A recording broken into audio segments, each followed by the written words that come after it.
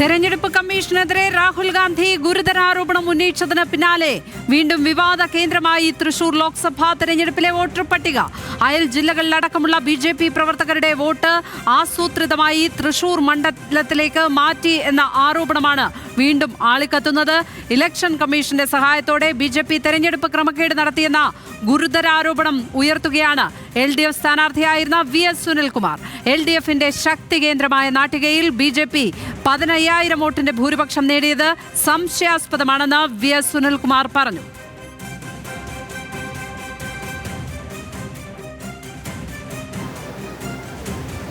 അത് രാഹുൽ ഗാന്ധി പുറത്തുവിട്ടിട്ടുള്ള ആരോപണങ്ങളുണ്ടല്ലോ, പുറത്തുവിട്ട വിവരങ്ങൾ, അല്ലെങ്കിൽ അത് വിവരങ്ങൾ എന്നതിനേക്കാൾ ഉപരി പുറത്തുവിട്ട സത്യങ്ങൾ, ആ സത്യങ്ങൾ ശരിയാണെന്നാണ് എനിക്ക് തോന്നുന്നത്. കാരണം എന്താണെന്ന് വെച്ചാൽ തൃശ്ശൂർ ലോക്സഭാ മണ്ഡലത്തിൽ സമാനമായ രീതിയിലുള്ള ഒരു മാനിപ്പുലേഷൻ ഇലക്ഷൻ കമ്മീഷൻ്റെ ഒത്താശയോടുകൂടി ഇവിടെ BJP നടപ്പിലാക്കിയിട്ടുണ്ട്.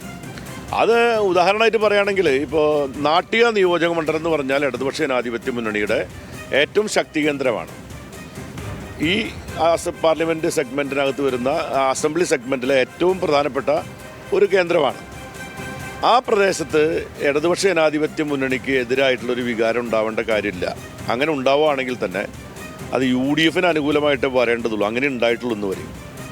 ആ സ്ഥലത്ത് ഇടതുപക്ഷ ജനാധിപത്യ മുന്നണിക്ക് ഏറ്റവും ചുരുങ്ങിയത് ഒരു 15,000 വോട്ടെങ്കിലും ലീഡ് കിട്ടേണ്ട ഒരു സ്ഥലത്ത് 3ാം സ്ഥാനത്ത് നിൽക്കുന്ന BJP 15,000 വോട്ടിൻ്റെ ലീഡിലേക്ക് എത്തി എന്ന് പറഞ്ഞാൽ അത് ഒരു എന്താണ് പറയുക, വളരെ ഒരു ഇരുട്ടി വെളുക്കും മുമ്പ് ഇത്രയും വലിയൊരു അട്ടിമറി നടത്തണമെങ്കിൽ അത് വോട്ടർമാരുടെ മനംമാറ്റം കൊണ്ട് മാത്രമാണോ എന്ന് വിചാരിക്കാൻ മാത്രം നമുക്കങ്ങനെ വിചാരിക്കാൻ പറ്റുന്നതാണോ? പ്രത്യേകിച്ച് എന്തും ചെയ്യാൻ മടിക്കാത്ത ഒരു സംവിധാനം ഇന്ത്യ ഭരിക്കുമ്പോൾ അതിനനുകൂലമായി നിൽക്കുന്ന ഒരു ഇലക്ഷൻ കമ്മീഷനാണ് ഇന്ത്യ ഭരിക്കുന്നതെന്ന് ഇപ്പോൾ വെളിപ്പെട്ട് വരുന്ന സന്ദർഭത്തിൽ നമുക്കിത് തുറന്നു പറയുന്നതുകൊണ്ട് തെറ്റില്ല എന്നുള്ളതുകൊണ്ടാണ് ഞാനിത് പറയുന്നത്.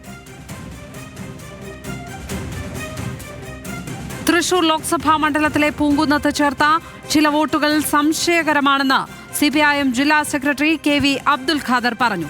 സ്ഥിരതാമസം ഇല്ലാത്തിടത്തേക്ക് കൂട്ടമായി വോട്ട് ചേർക്കുന്നത് തടയണമെന്നും അബ്ദുൽ ഖാദർ ആവശ്യപ്പെട്ടു. വോട്ടർ പട്ടികയിൽ പേരുകൾ ചേർക്കുന്നതുമായി ബന്ധപ്പെട്ട് പ്രത്യേകിച്ച് സ്ഥിരതാമസമില്ലാത്തിടത്ത് ബൾക്കായി വോട്ട് ചേർക്കുന്നത് ഇലക്ഷൻ കമ്മീഷൻ തടയുകയാണ് വേണ്ടത്.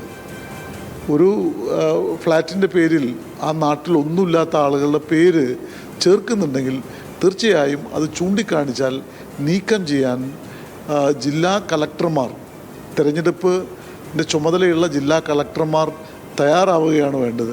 ആരോപണങ്ങളില്ലാത്ത വിധത്തിൽ ഇലക്ഷൻ പ്രക്രിയ കൊണ്ടുപോകാൻ തീർച്ചയായും ഇലക്ഷൻ കമ്മീഷന് ബാധ്യതയുണ്ട്, കേന്ദ്ര ഗവൺമെൻറ്റിന് ബാധ്യതയുണ്ട്. അതുകൊണ്ട് ഇതേ സംബന്ധിച്ചുള്ള പരിശോധനകൾ ഉണ്ടാവണം എന്ന അഭിപ്രായം തന്നെയാണ് ഞങ്ങളെ സംബന്ധിച്ചുമുള്ളത്.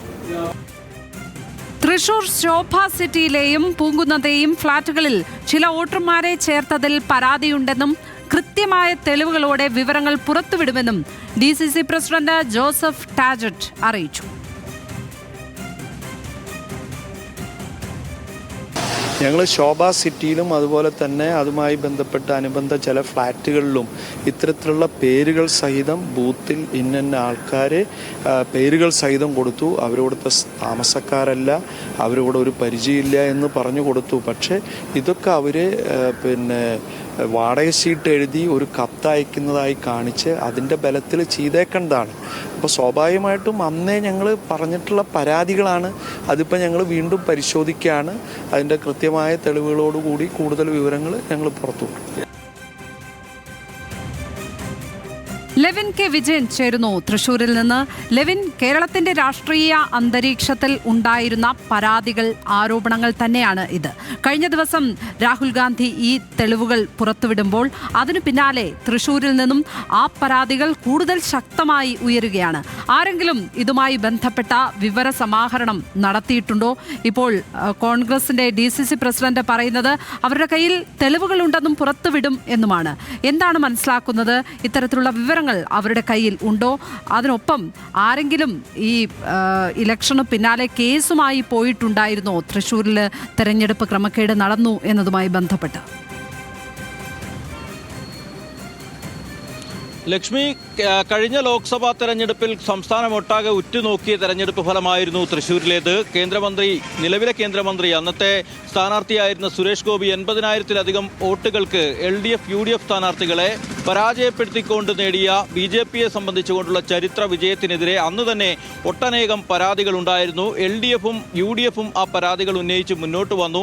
വ്യാപകമായി ക്രമക്കേടുകൾ നടന്നു, കള്ളവോട്ടുകൾ ചേർത്തു, വോട്ടർമാരെ പണം കൊടുത്ത് സ്വാധീനിച്ചു തുടങ്ങിയ ആരോപണങ്ങളായി അന്നവർ ഉന്നയിച്ച പരാതികൾ ചൂണ്ടിക്കാട്ടിക്കൊണ്ട് മുഖ്യ വരണാധികാരിയായിരുന്ന കളക്ടർക്കടക്കം പരാതി നൽകി. CPIയെ സംബന്ധിച്ചുകൊണ്ട് സുനിൽകുമാറിന്റെ പരാജയവുമായി ബന്ധപ്പെട്ടുകൊണ്ട് അവർ ഹൈക്കോടതിയിൽ കേസ് നടത്തുന്നു.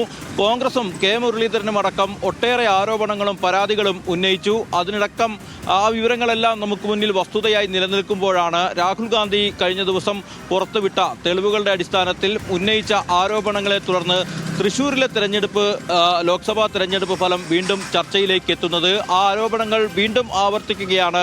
രാഹുൽ ഗാന്ധിയുടെ വെളിപ്പെടുത്തലുകളുടെയും തെളിവ് നിരത്തലുകളുടെയും പശ്ചാത്തലത്തിൽ LDFിന്റെ സ്ഥാനാർത്ഥിയായിരുന്ന VS സുനിൽകുമാർ അദ്ദേഹം നമ്മളോട് നടത്തിയ പ്രതികരണത്തിൽ പറഞ്ഞത്, തൃശ്ശൂരിൽ ലോക്സഭാ മണ്ഡലത്തിൽ ഇലക്ഷൻ കമ്മീഷന്റെ സഹായത്തോടുകൂടി BJP ക്രമക്കേടുകൾ നടത്തിയെന്നുള്ള ഗുരുതര ആരോപണമാണ് അദ്ദേഹം ഉന്നയിക്കുന്നത്. തൃശ്ശൂരിൽ വോട്ട് ചെയ്തവരുടെ ഫോം 6 പ്രകാരം 18 വയസ്സ് പൂർത്തിയായ ആളുകളുടെ വോട്ട് പരിശോധിച്ചപ്പോൾ അല്ലെങ്കിൽ വോട്ടേഴ്സ് ലിസ്റ്റ് പരിശോധിച്ചപ്പോഴാണ് ഇത്തരത്തിൽ വലിയ തോതിൽ ക്രമക്കേടുകൾ കണ്ടെത്താനായി എന്നുള്ളത് അദ്ദേഹം പറയുന്നു. EVMനെ അടക്കം കുറ്റം പറയാൻ ഇപ്പോൾ തെളിവില്ലാത്തത് കൊണ്ട് മാത്രമാണ് അക്കാര്യത്തിലൊന്നും സംസാരിക്കാതിരിക്കുന്നതെന്നും സുനിൽകുമാർ നമ്മളോട് പ്രതികരണം നടത്തിയപ്പോൾ പറഞ്ഞു. പക്ഷേ തൃശ്ശൂരിലെ 1-2 ഉദാഹരണങ്ങൾ മാത്രമാണ് രാഹുൽ ഗാന്ധി ഉന്നയിച്ചതുപോലുള്ളതിന് സമാനമായ തെളിവുകളായി തങ്ങളുടെ പക്കലുള്ളത്. അതുകൊണ്ട് തന്നെ ബന്ധപ്പെട്ട സ്ഥലങ്ങളിൽ കൂടുതൽ പരിശോധനകൾ നടത്തിയാൽ ഇതിലും വലിയ തോതിലുള്ള ക്രമക്കേടുകൾ നടന്നിട്ടുണ്ടാകും. അതുകൊണ്ട് തന്നെ ജില്ലാ കളക്ടർ അടക്കമുള്ള ആളുകൾ അറിഞ്ഞുകൊണ്ടാണ് ഈ ക്രമക്കേടും തിരിമറിയും നടന്നിട്ടുള്ളത്. അന്നത്തെ ജില്ലാ കളക്ടറായിരുന്ന